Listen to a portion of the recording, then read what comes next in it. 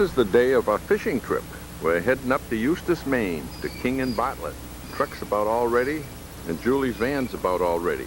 We're going to be waiting for Raleigh and his clan and Donna and her family. But we're all anxious to get going, so we'll see what we can do in getting ready for our trip. Next shots will be of the family, the children.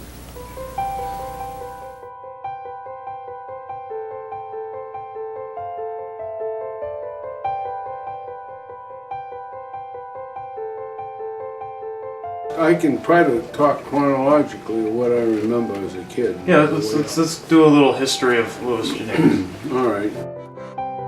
My father was born in Greece, and he came over to this country in 1905. After several years, he went, originally he went back and fought in the Greek-Albanian War. There was some kind of a dispute over the boundary line, and he got shot, but he survived. And came back and he started raising vegetables and stuff for the Greek community. And of course the Syrians and the Italians and the Jewish people all were interested in that type of food. He planted and raised zucchini squash, for instance, and the Americans never used it. In fact, the Greeks also raised tomatoes in those days, and the English never ate tomatoes because it was some kind of a shade vegetable, dark shade, black shade, gray. I forget what they called it. Some kind of a problem existed in their eyes. So the foreigners brought people a lot of this stuff back at the turn of the century. Now, before the 1800s, a lot of foreigners were, but I don't know what the story was before my time. I was born here, physically, right about where you're sitting, to be honest with you.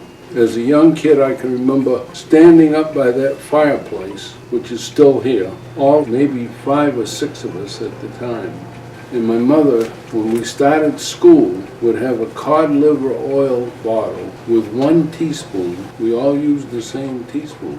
I don't know why, but I remember that. She'd start with Mary, and give her a teaspoon of cod liver oil, and I hated this, and all of us did. George would get one, and I would get one, and Anna would get one, and Barbara would get one. While we were dressing, we always dressed, all of us, right there by that fireplace, because the rest of the house was so darn cold.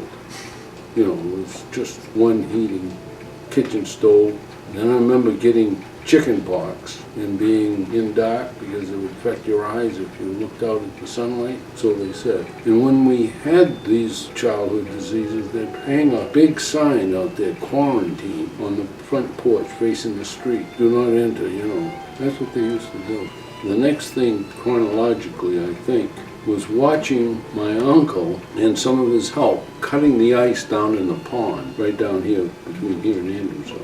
And cutting it with a handsaw, and then floating the cubes up onto a long rail, like a ladder, but it had 2 runners on it. And they'd pull the ice up and load it on a wagon that had a pair of horses, and build up a fairly heavy load of ice, then haul it up to my uncle's barn right here next door. Behind the barn was an ice house, and it was made of regular tree trunks and boards, an insulated, sawdust insulated wall about 8 or 10 inches thick.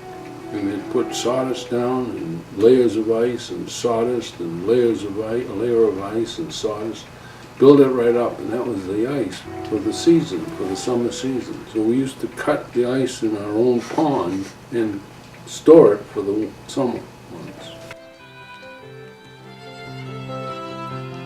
You see, the next thing I remember, my mother having us go out on the shagbark hickory tree and pick the nuts in the fall and crack them and put them in a little cup. And a cup of shagbark hickory nuts took close to a day to crack the nuts and pick out the little bit of meat that's in it. It made the best fudge you could ever imagine.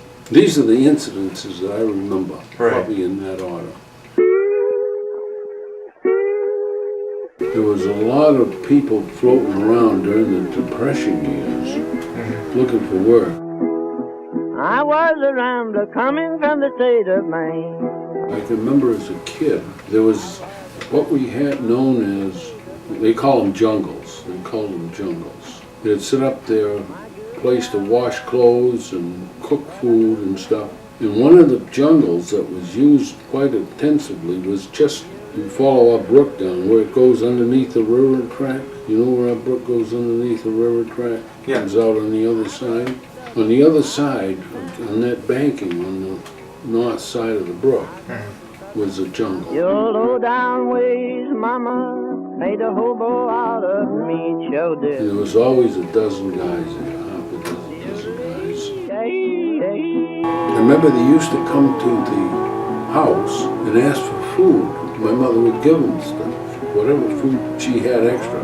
I remember her giving 2 eggs to a guy right here in this house, right on the porch. And the guy taking the eggs and cracking them and taking them in his mouth whole, raw.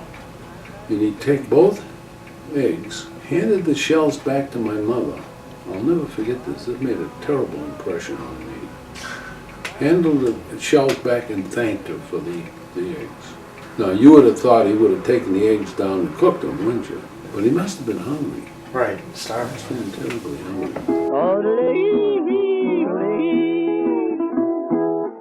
And when I was a kid also, my father used to have 5 or 10 barrels of hard cider in the basement here that he created by putting I remember him putting steaks in the thing and all kinds of weird things which I never could understand and still don't.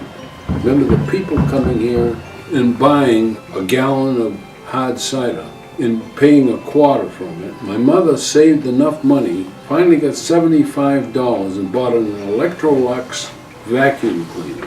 This was in the 30s, 34, 35, 33. I never realized it until later years that was bootlegging. They were selling liquor during Prohibition. Yeah.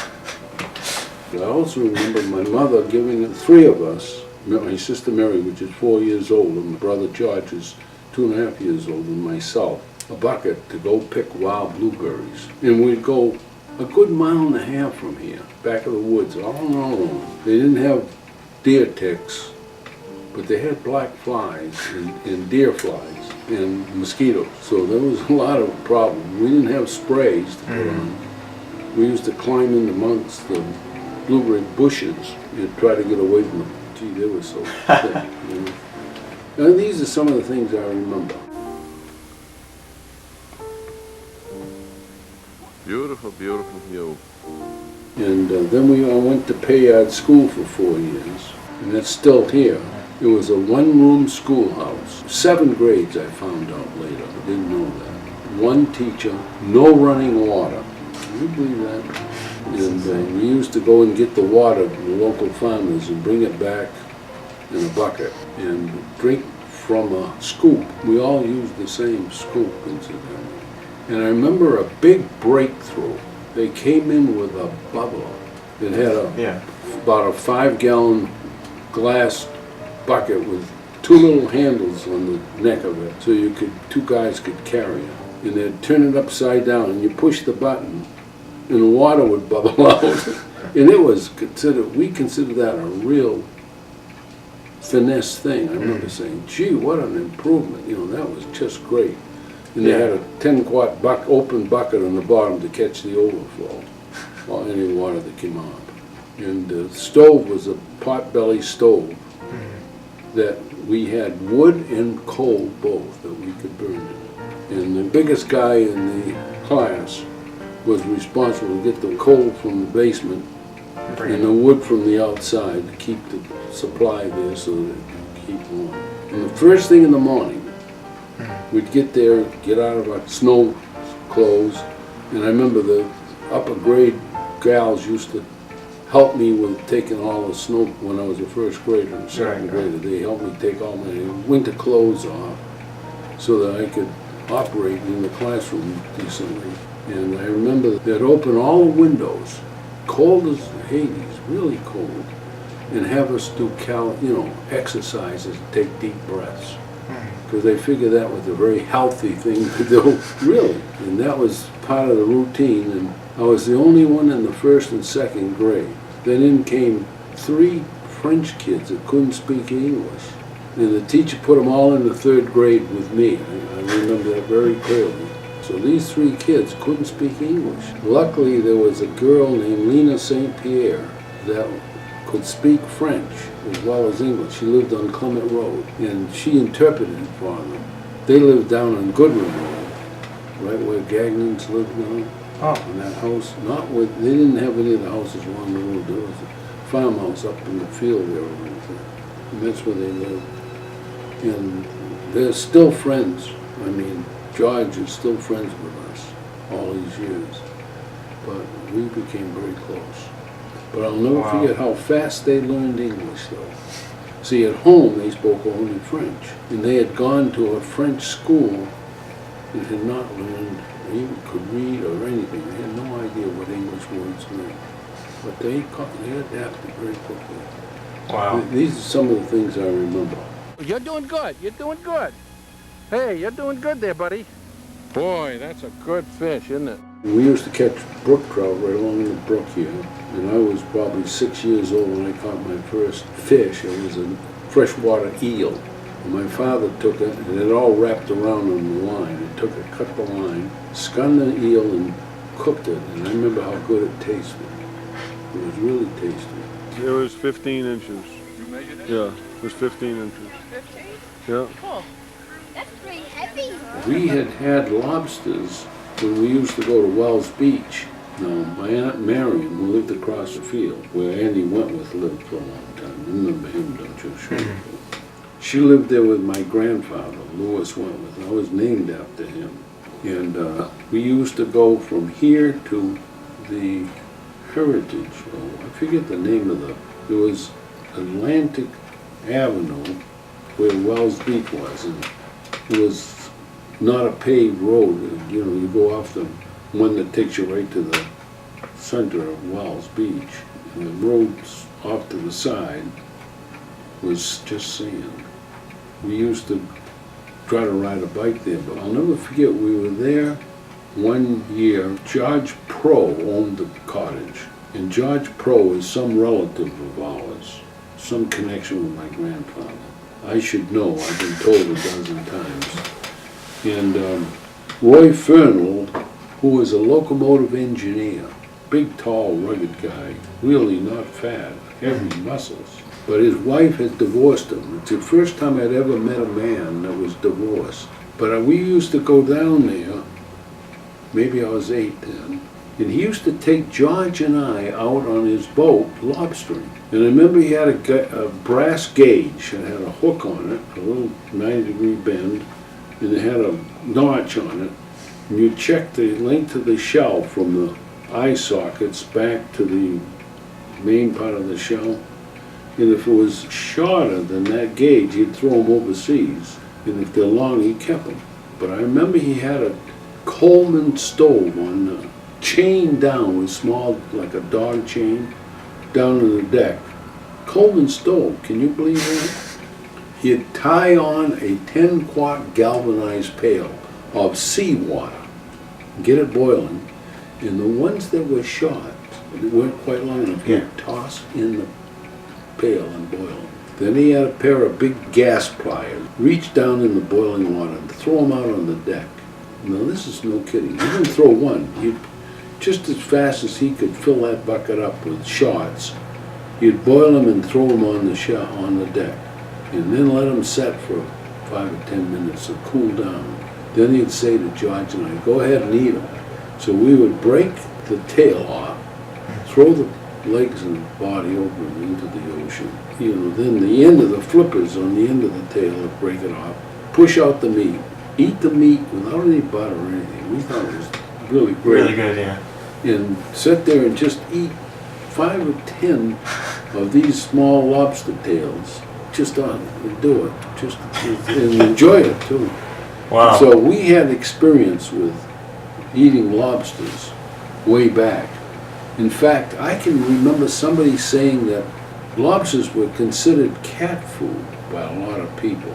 And for some reason or other, they didn't want anyone to know they were eating them, so they made sure the shells, the lobster shells, after they boiled them in the house and ate them, were buried in the backyard, so no one would know that they had been so low to eat lobsters. They were considered a good substantial food Wow. or something. I don't know what the story was. When I was- remember this as a kid. Yeah. And then I remember we used to dig clams behind the cottage. You know how the river, at the end of Atlantic Avenue, the river came in behind and went down along there and formed Yeah. like a big peninsula. And we used to go down on the sand next to the riverbank and dig long-necked clams. We used to call them pisser clams. You know, because they squirted and when you walk on the ground. You ever see them do that?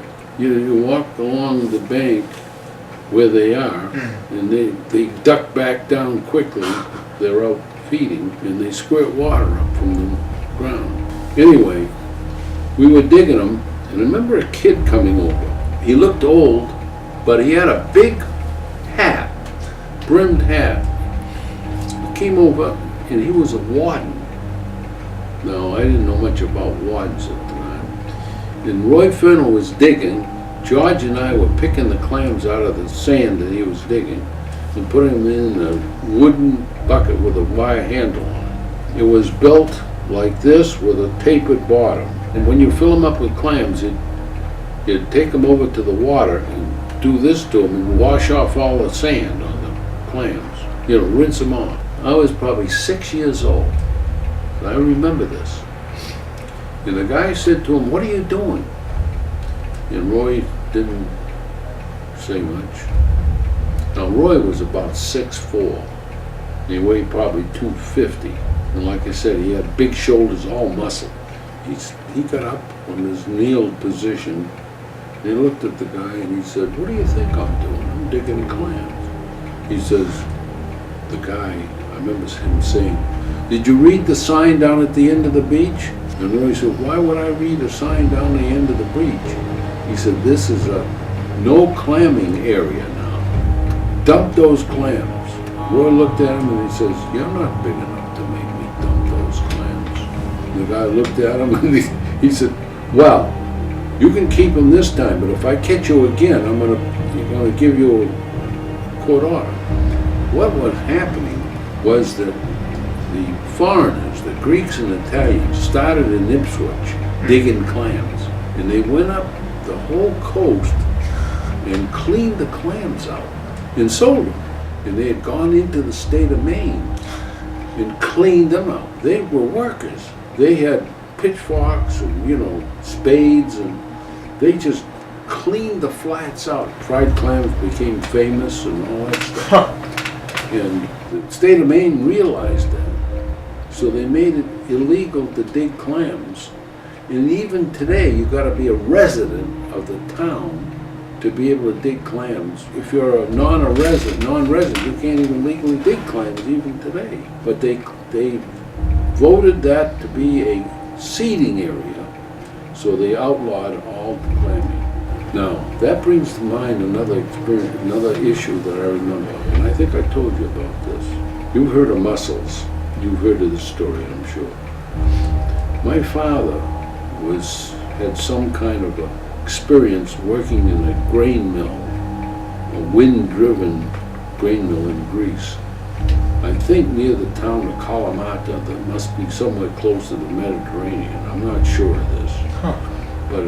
But anyway, he was somewhere near Mediterranean seawater. And when he was a kid, he was working in that mill, helping. And he went to school there too, because where he came from, up in the mountains, they had first 4 or 5 grades, and that was it. I think he finished grammar school, and that was it. But he went there for 7th and 8th grades or something. He used to pick mussels, and they used to cook mussels. Well, you know where the Memorial Bridge is in Portsmouth? Well, upstream was a railroad track that came from Badger Island down across the river towards the Schiller plant, which is now Schiller plant. I don't know what the heck it was then. And I remember him going in this railroad track. We used to walk down the railroad track from Badger Island and fish off that railroad track for cunners, pollock, and flounder. I think we caught a few flounder. And we would fish off this bridge. It was dangerous, really dangerous. And I know my mother hated us to go because we got loaded with creosote when we sat down. And if a train, I remember a train coming by, every probably 15 feet there was a cross beam that went out beyond the normal rail. And we used to have to climb out on the end of that when the train went by. It was dangerous. Anyway, my father had seen what he thought was edible. So he took his 10-quart pail, went back to Badger Island, went down on the tide side, and picked out a whole pail full of mussels, and brought them back with him. And there was a couple of men there fishing that looked at what he was doing, and he said, what are you going to do with the mussels? Use them for bait? My father said, no, I'm going to take them home and steam them or boil them or something. I can't remember what he said. And the guy said, well, you can't, these aren't edible. My father said, what do you mean they're not edible? They look exactly what I remember as a kid. We used to eat them, along the Mediterranean. And he said, no, these are, and they kept insisting that this was not edible. I remember my father finally saying something in Greek to himself and dumping them in the river. Now this was 36 or 7. My father lived to be 72. In 1962 he died. It wasn't 2 years after my father died, I remember seeing mussels on the menu. And I said, gee, if my father was alive, he would have said, I told you so. Those are edible. It was so funny. Why these locals were so convinced that they're not edible, I'm not sure. But I remember that. Because I even like mussels today. But that's another incident I remember. That was a long time ago. Here it is, the 3rd, Thursday the 3rd. Amanda looks almost awake. Louis looks like he just got up. Mother looks wide awake. And Leo, how is Leo doing? Pretty good. And here are the 2 musketeers. And here's Raleigh and Paul, busy. Where's Matt? He's asleep? He's asleep, huh? But my father knew a lot about seafood because of his experience as a kid. And he used to like to fish, and he'd bring home the fish during the Depression years, and we would eat. Now, our normal meals used to be, when I lived in this house originally, it wasn't uncommon to have bread and milk at night. You take dry bread, break it up into little pieces, pour milk over it, and that was what you ate. And my mother used to make soups. She used to make corn chowder that was excellent. During the non-Lent period, you could use milk and stuff. But her corn chowder was good. Her clam chowder was good. That we used to make when we dug clams, bring them in and have clam. Homemade clam chowder, wow. Oh, excellent. And we used to catch, cunners were terrible, bony. They were lousy, but pollock was good. Pollock fish was good. Flounders were excellent. We loved flounder. It was, we consider one of the best tasting fish there was at that time. I just hooked on a real good brookie. He's given me quite a fight. My father lived on wine and hard cider. He couldn't even drink milk. He said that when he was a kid, he never drank milk. In Greece, they didn't have milk. Right. They didn't have dairy cattle around anyway. They had sheep, and they used that milk to make cheese and stuff, Is that a nice brookie? Oh boy. Good 10-inch strip brookie. Oh, it's a good brookie. Off he went. Being Greek Orthodox, did you fast? Oh yeah, 40 days before Easter we were. No meat. Gee, I don't think they even ate dairy products. I'm not sure of that, but it was Tough. it was tough. They lived on squid soup, which was terrible. It was unedible in my opinion, still is. They lived on stuffed eggplants and stuffed peppers, stuffed with vegetables and olive oil. That wasn't, well, they weren't too bad. And we ate a lot of okra. Now that's not a very common thing. They fried it and they did all kinds of stuff. When you ever pick any, it prickles you. It's like a nettles. It really is.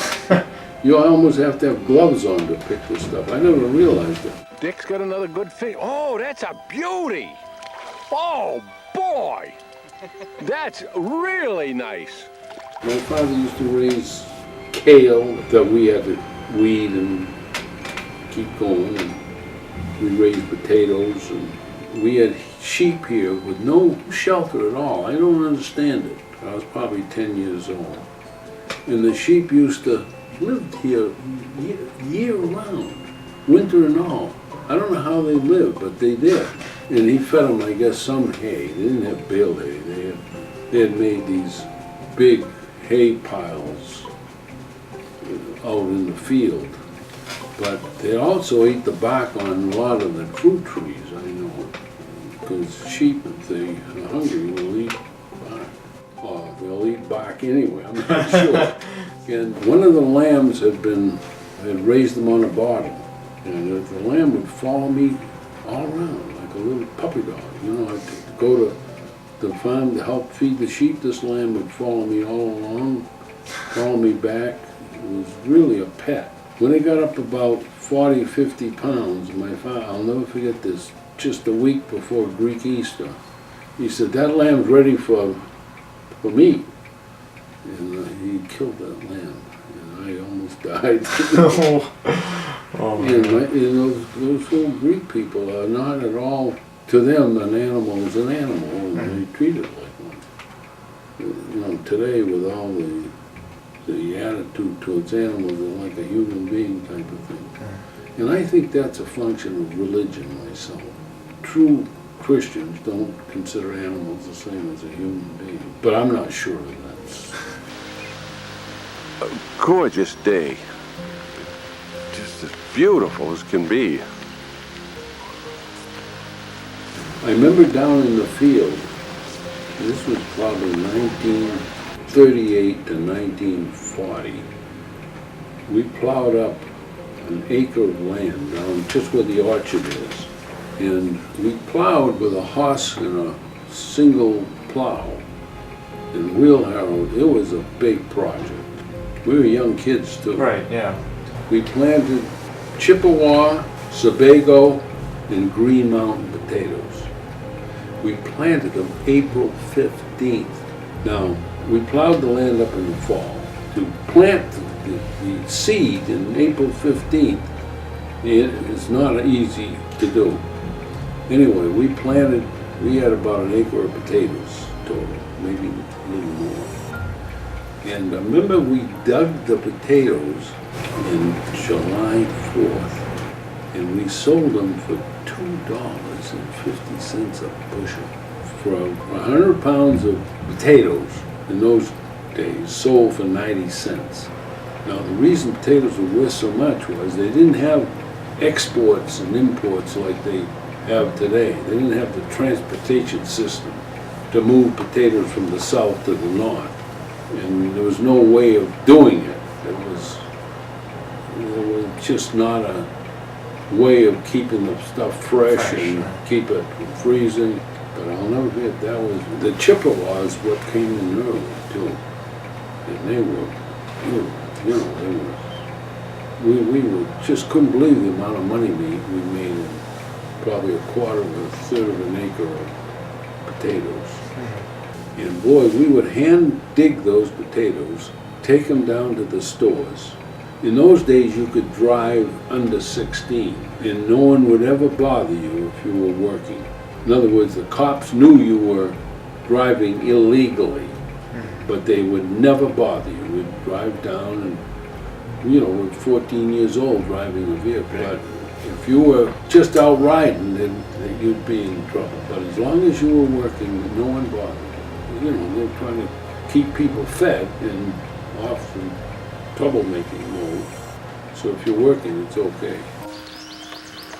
The cucumbers, the zucchini and summer squash, tomatoes and corn, some peppers, all growing good. When I was in the 4th grade, that was the last year that we had these small schools. There was the Rollinsford Grade School, the Sullivan School, the Bear School. There was another school, I think, in town. But we all moved into the old Rollinsford High School while the school was being built. And it combined all of the 3 or 4 small schools into one school system. And before the school would open for us, they had to they put the railroad overhead crossing because they considered the original road that came to a 5-road intersection. Main Street, Crockett's Crossing Road, Roberts Road, and Rollins Road all came to a stop sign right there, right near where the railroad track went through. So they figured it was dangerous, so they insisted on having that overpass put in by the state before they would transport kids over that railroad track. This was 1936, the fall of 36. And we moved into the school in the spring of 37. My brother George was the first graduation class of Rollinsford Grade School. We used to have to entertain ourselves. We used to make bow and arrows out of alder bushes, and we used to go hunting, coon hunting, and red fox hunting. But red fox pelts were worth quite a bit. We used to trap skunk too. Skunk that had small white stripes on the back instead of large white stripes were worth money. And we used to deer hunt. But there wasn't many deer around here. We had to go north. We'd see a deer once in a blue moon. What is he doing? Drinking water or what?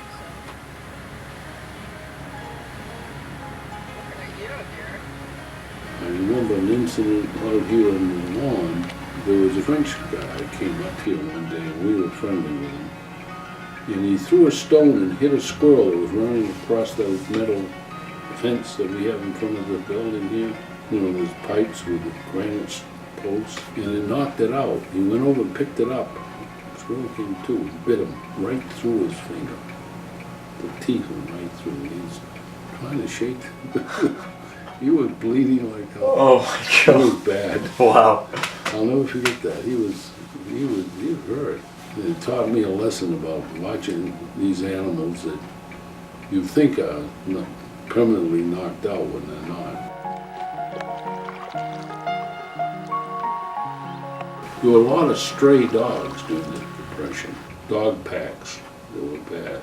Some of those dog packs we were mighty fearsome of. What had happened was people couldn't feed them. They'd buy a dog or have a dog or get a dog. Couldn't feed them, and the dog would go off on its own looking for food. And then form a pack with other dogs looking for food. I don't know how they ever originated, but you'd see 8 or 10 dogs in the group, and they were vicious. You know, they would attack cows and calves. And, you know, we didn't have coy dogs or coyotes. Well, our sheep were always in trouble with them. You got a German Shepherd in amongst one of those packs, and you got a problem. And what we used to do, and there was a law against this, I know, if the sheep were being attacked by the dog and we happened to be around, we'd take a rifle and shoot the dog and bury him without ever letting anybody know about it. Because, you know, it was a survival thing, type of thing, you know. You're supposed to report them and all this stuff. It was a lot simpler just to shoot the dog in the action and get rid of it. So that was not an uncommon thing among the farmers. When they see a pack of dogs, they won't shoot one of them either. They'd shoot all they could. So it was a kind of a vicious life. And everybody worked. Everybody didn't have anything.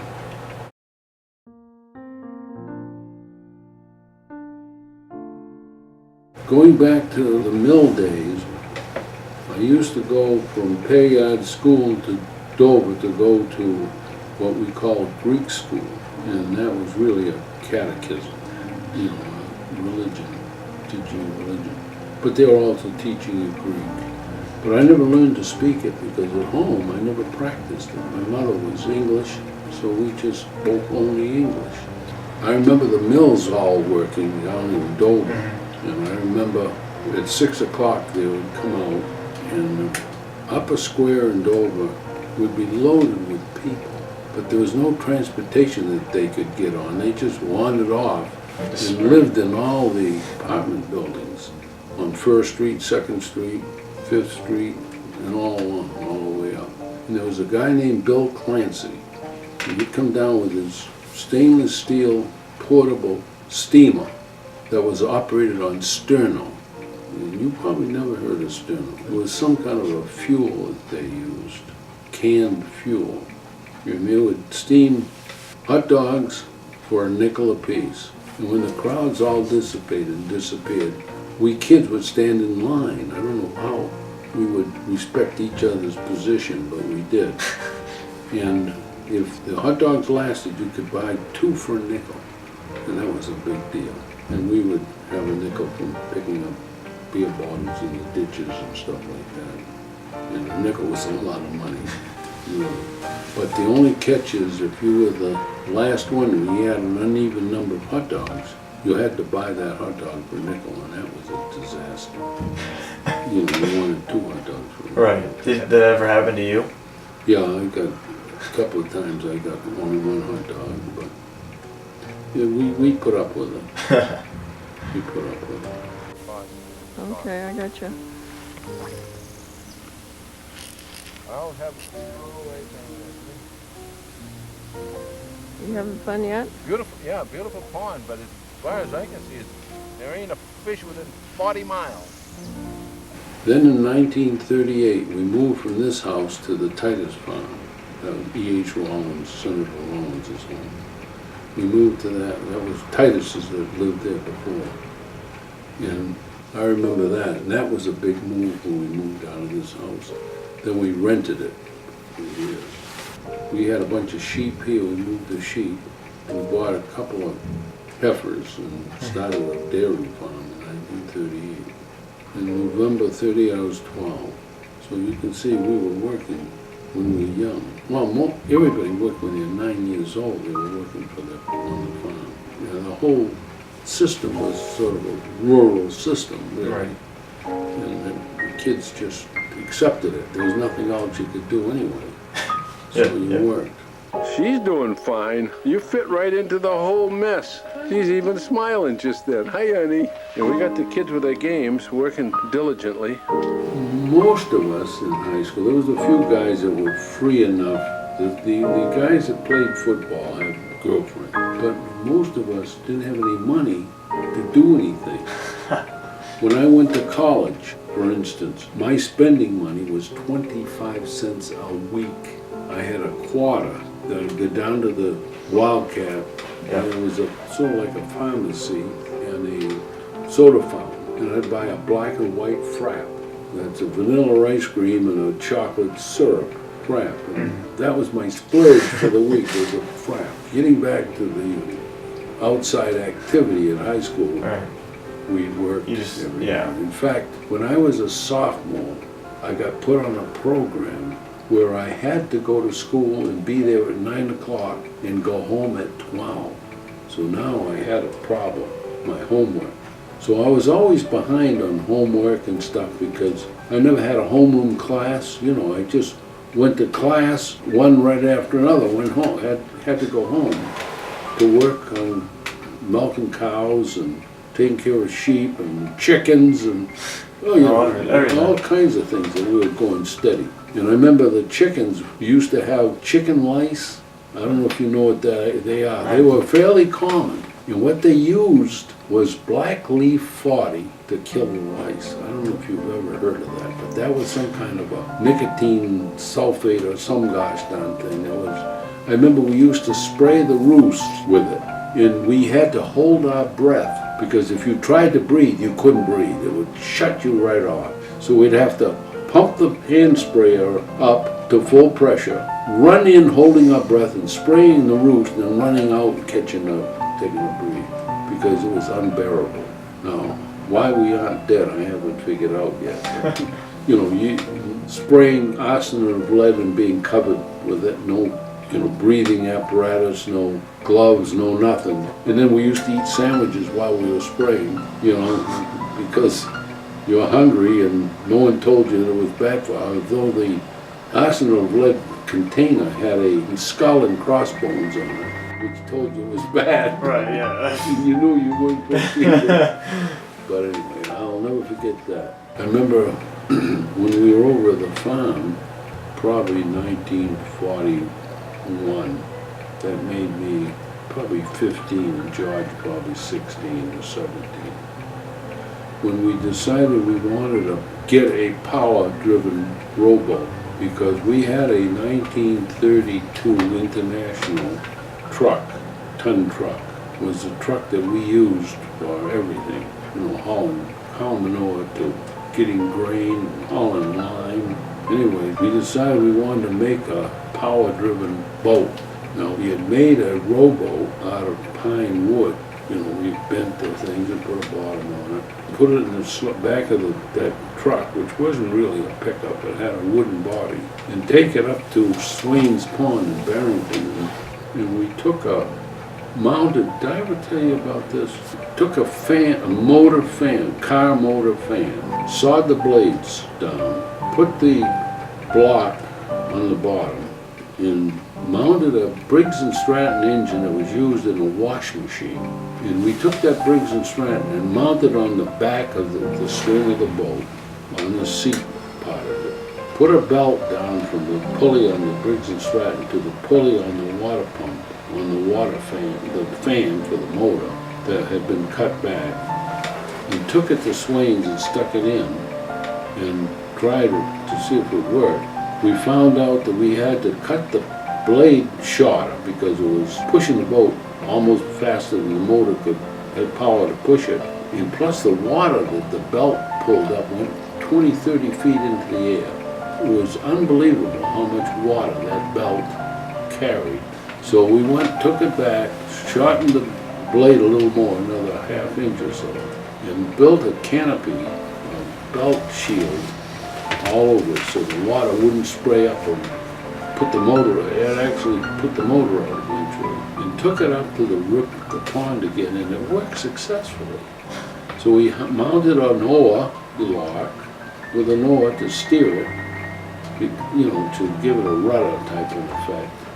And that thing worked slick as could be. So Wow. we had a motorized boat that we developed on our own. Yeah, wow. So we had a power-driven rowboat. Shortly after that, we were over Elliott Bridge fishing, and the one that goes from New Hampshire into Maine, and we could see down in the low tide a boat, and it had been there for probably 10 years or more. And we said, gee, that boat looks like we could fix it. So we went and got a 100-foot rope, tied it on the truck along the edge of the road.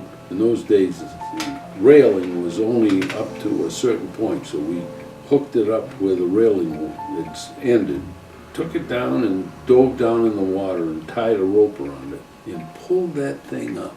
That thing weighed 600 pounds. It was so waterlogged. But anyway, we took that boat, about 4 of us, hauled it along and pulled it up on the shore, loaded it up in the pickup truck. It was about 14 feet long, and took it home and set that thing in a shed and let it dry, probably 6 months or more. Then we took it, turned it upside down, and studied it, and decided we could do it by pulling the bows back into position and put metal straps around it to anchor it together. We worked on that boat for close to a year, off and on, off and on. And we fixed that boat up, structurally strong. And you wouldn't know it existed because we put the floor back in, and it looked like a perfectly good boat in every respect. But the ribs on that were definitely not correct. And we painted that thing and put the new oar locks in it, new oars, and that boat was beautiful. It was dory-shaped, like a dory. It had narrow boards in it all. It was really a nice boat. And we were pretty proud of it. So we took it back to the Elliott Bridge, put it in, went around out there in the water. You know, that's tide water usually, one way or the other. And you can't go from one side of that bridge to the other side, and this is low tide because the water comes up close to the bottom of the bridge. And we drove around, we said, well, we'll come back next week. No sense of putting it in the truck and hauling it back. So we chained it to a pine tree about almost a foot in diameter. Now that sounded okay. We padlocked it. Everything about it was good. We came back Sunday morning. Somebody had taken a saw, and they didn't have chainsaws in that day. Taken a handsaw and sawed the tree. The tree was cut and fallen over, and the boat was gone. They'd taken the chain and the whole thing, but the boat was gone. Can you believe that? That boat looked so good because we had done such a good job repairing it. And it was all painted nicely. We had a light blue, we had a white gunnel and light blue gunnel and all that stuff. Yeah. And we had really Done a lot but it of was a work. beautiful boat to start with. It was something some boat building outfit made for sailing. We were going to put a sail on it because it didn't show any signs of having a sail, but it was a type of boat you could put a sail on. Yeah. It was really beautiful. The goddamn boat, we never saw it after that. That Wow. was the end of that boat. But we thought of all the time that we put in. Yeah. What didn't Just for cost one. us much? Yeah. I think we spent maybe $10 on it. He looks like one of those gorillas using the stick tool to get the bugs out of the hole. Ants out of the log. Yeah. See, we are It's a very higher primitive, level. isn't it? That's using a tool, Julie. Tool users. We're primates, we can use tools. Look at he's using his tool. Look at that. What did you lose, Lou? It's a cover to one of those video things. It's a Game Boy cover. Could you believe? You got it? Buddy? Are we in business? Awesome. And we graduated from Dover High in '44 and wanted to go in the Navy because the war was in the middle of the war then, World War II, And I couldn't get in because draft board had classified me as 2C. And that 2C? was farming. So I tried to get in the Navy and I wanted to be an electronic technician, ETM, but anyway, I stayed on the farm. We raised milk and we had chickens and sheep and apples and we raised corn and vegetables. And the county sort of controlled the food that was being raised, and we were sort of almost under military rule. People don't realize it, but the government actually dictated what we would raise. Then they monitored us to make sure we were successful. And they would scold us if we allowed the potato bugs to get growing too badly and stuff, so we had to spray them. And of course we used things like arson and lead, which today is considered bad. I haven't yet figured that out, but that's all right. And I had a friend, a buddy named Bob Cook, who I thought was wealthy. His father was a retired military. He also was a teacher at Boston English, and this guy had a car of his own, a Chevy 33 or 35 Chevy Coupe. It was green colored with yellow spoked wheels, if I remember right. Anyway, he said to me one day, let's go and get a lobster roll. Now I had eaten a lot of lobsters in my life at that point, but I had never heard of a lobster roll. So we drive down to a place called Newark's in Newington. This was October of '45. I'll never forget it. And I look at the sign, and lobster rolls, 35 cents. And Bob pulled up to the stand. It was a little white building on the other side of the street with a couple of windows in it, so you could order your lobster roll and pick it up and go eat it. But anyway, I said to him, I said, Bob, I can't buy a lobster roll, it's 35 cents, all I have is a quarter. And I'll never forget, he said, I'll let you borrow a dime. And I had to pay it back, too. But I had my first lobster roll, and boy, it tasted, I thought, elegant, unbelievably good. Then I graduated from UNH. I went started in UNH in '45. Got a BS in electrical engineering in '49. Went to work for GE and Lynn. How much did college cost you total? $1,245. Tuition was $75 a semester, And we were able to get 1 semester free because we were farming. And UNH was a land grant college, so they gave you that free tuition. So my tuition for 4 years cost $300 for 4 years. Wow. Well, you know, it wasn't a big deal because no one had any money, no one spent any money, and there was a few rich guys who had fathers that were doctors, who were wealthy. Most of them were doctors that were wealthy, as I remember. Lawyers weren't wealthy. Most professional people weren't, but the doctors were. There was a demand, and the people paid for their services, at least to a degree. And anyway, it was a different world. In fact, when I got out of college as an engineer in 1949, I was working for GE for 46 gross a week. And I thought that was a fantastic good pay, you know. But at that time, it was costing me $17 a week to eat. I was always hungry. $17 a week out of 46. Because I had to take a Wow. $1.35 or something out for Social Security and a few bucks. What's that mean? It's clock, yeah. And I remember at that time, when I went to work for GE, it made me think it's another little issue. I remember them talking about trying to encourage us to take out a retirement plan. And they had a stock bonus deal set up so that you could put so much, I think 5 or 6% of your income into savings for a stock bonus plan, and they would match it, which was a good deal. Anyway, the retirement program, I kept listening to this guy trying to sell us into joining that thing. I remember asking the question, well, how long does a male live? You know, what's his age? How many years am I going to benefit from this retirement plan? I remember him saying the average male lives to be 66 and a half years old. And I remember saying, gee, this whole plan is going to give me money for a year and a half of life? And he said, yeah, that's what it amounts to. Here I am at 85, right, and still kicking. So you can see how the changes occurred, you know, in those years.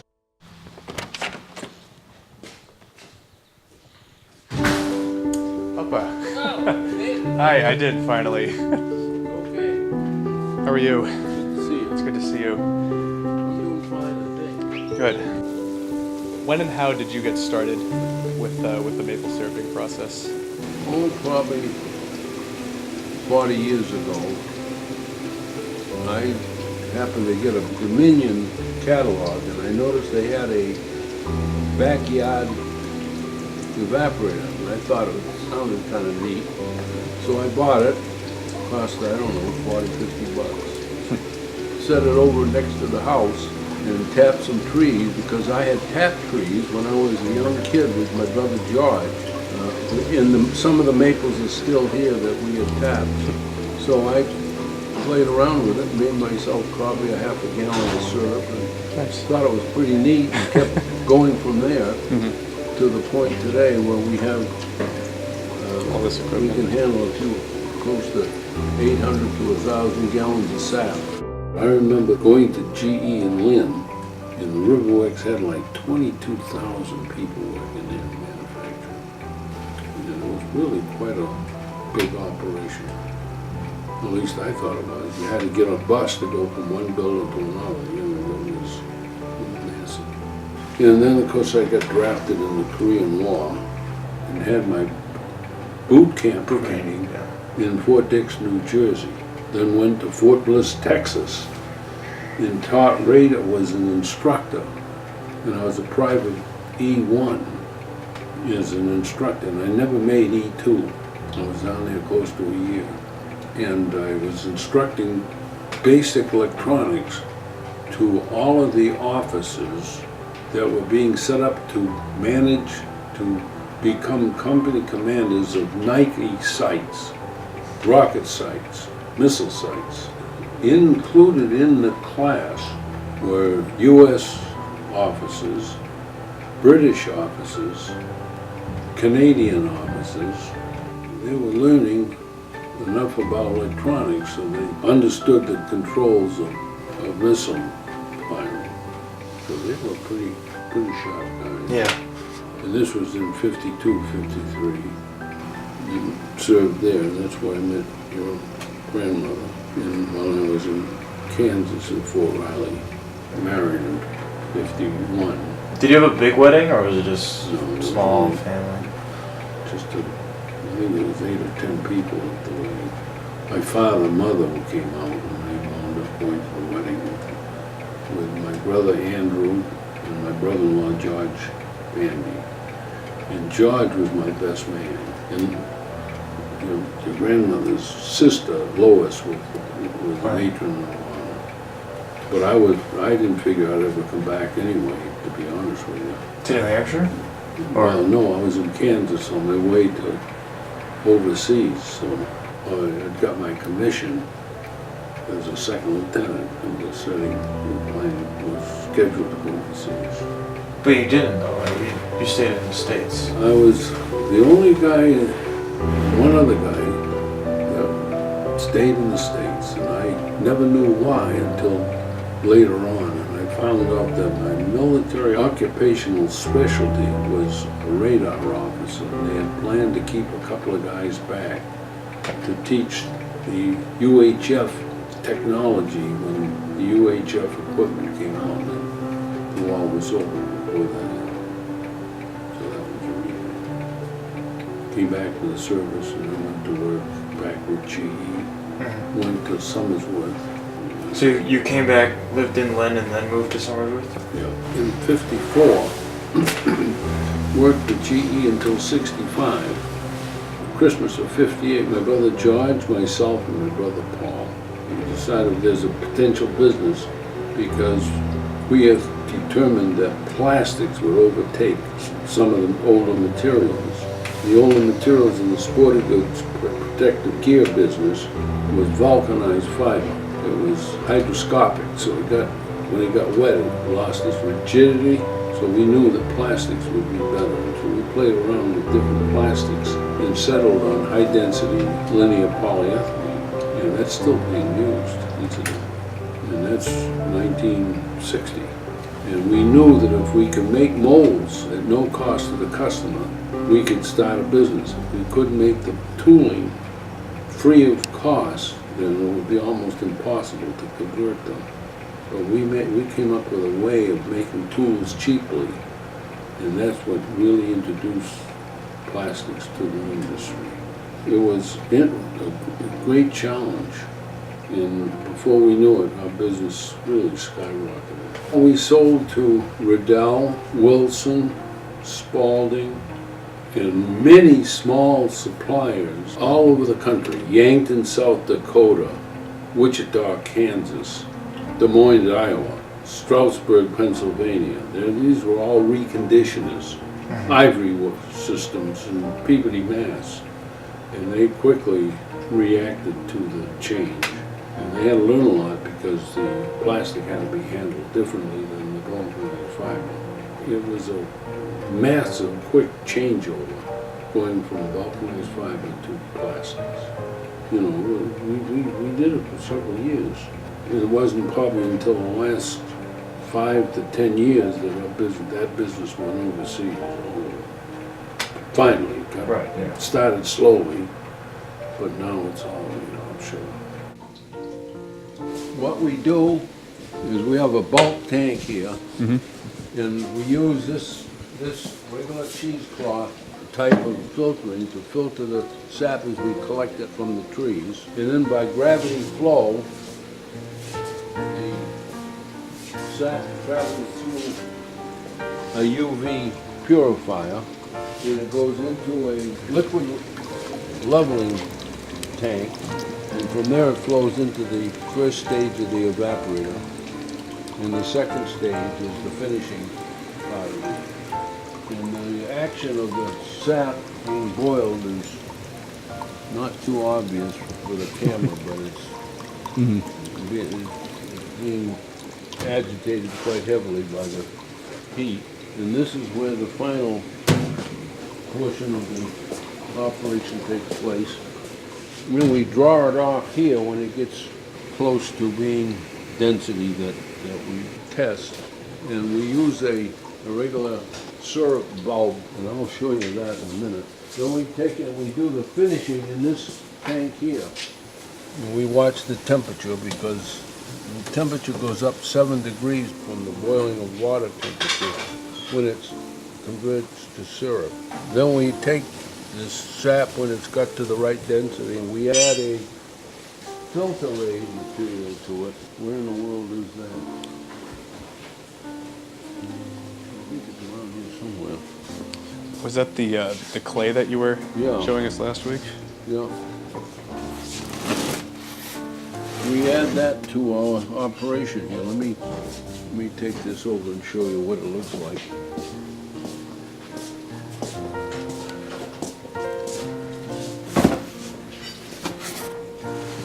This is the material. Okay. Diatomaceous clay. And what does that do for the boiling? It absorbs the maple sand, very small particles of wood pulp in the syrup. This is a filter press, and we have filter pads in between each of these chambers, and that collects out all the sand and all the wood pulp fibers, so we come up with a clean, smooth syrup. Now, they used to use filter hats. I mean, felt hats as filters. Really? The Just old-time felt hat. real hats. Yep. Wow. They would just Originally. tip it upside down and They tied it on the brims and poured it in. and over the years they stopped using hats as filter, yeah. And then from there we pour it into this tank here, and we bottle it with this little valve. Here's the container that we use. And when you bottle it, is there any trick to it besides just pouring it in? It's really a canning operation. The liquid has to be 180 degrees or above so that all the bacteria are killed. If you ever see a moldy container of maple syrup, don't throw it away. Put it in a pan, rinse out the container with some hot water, bring it up to just at a simmer, skim off the top, and it's perfectly good. Good to know. Very few people know that. Yeah, I wouldn't have never guessed that. Yeah, you would have tossed it out. Absolutely. Good syrup. I'm glad I know. So that's the sequence of events. It's a lot of fun Yeah. for me. And to show you how much growth there was in value, the inflationary period of my life, I left 1 share of stock in the GE plan in January 1965. 1 share, worth about $45 at the time, as I remember. In 1993, that 1 share was 192 shares. Almost grew 200 times. Wow. From 65 to 93. There was like 8 or 18 or some crazy splits of stock, and you can see, and it was worth 192 times roughly 40 at the time. You can see how much growth occurred. In fact, most of the guys that are down in Florida, retirement on their good investments, really and truly, Bill, couldn't have made a bad investment if they tried. Right. Any blue chip stock that you went to, almost all of them were very successful. And that inflationary period created a lot of wealth. And every one of those guys and gals that are down in Florida living on their retirement, if they lived through what you're going to be faced with, they wouldn't have a penny. Seriously. So I feel very bad for your generation because it's going to be tough. I told my mom. Hi, Grandpa. I sometimes think that our worst success in this world was our ability to go to the moon. We got a lot of technology out of it, but it sort of gave the general public the idea that anytime you want to do anything, you can throw money at it and it'll solve the problem. And, the present political arena thinks all of them And they don't know that that isn't the case. And also, they don't know that with manufacturing goes technology. We should now start to restrict incoming products and get our people to work. Because anytime you buy something made offshore, you put offshore people to work. And that's fine if you've got the wealth. But if you don't have the wealth, you can't do it. You can't afford it, no matter how cheap it is. You can't afford it. And it isn't a party problem, it's the whole attitude of the country and all the politicians, and it's been going on for 30, 40 years. I saw it start, never knew why and what was happening until after it was real obvious to all of us. Coming down.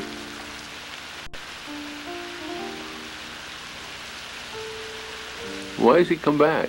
Because he knows you're taking a picture. Where did you go? Did he go away? Yeah, he's going. A gorgeous day. Here it is, the Saturday the 5th, the day we're leaving. Just as beautiful as can be. Yeah, have a safe trip back, buddy. Bye, Lou. Bye, Phoebe.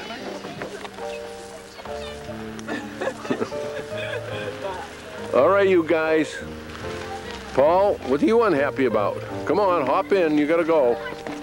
You gotta go visit your other relatives. Hey, have a safe trip, Raleigh. God bless. Be with you, fellas. The Ferrantis are heading out. Adios.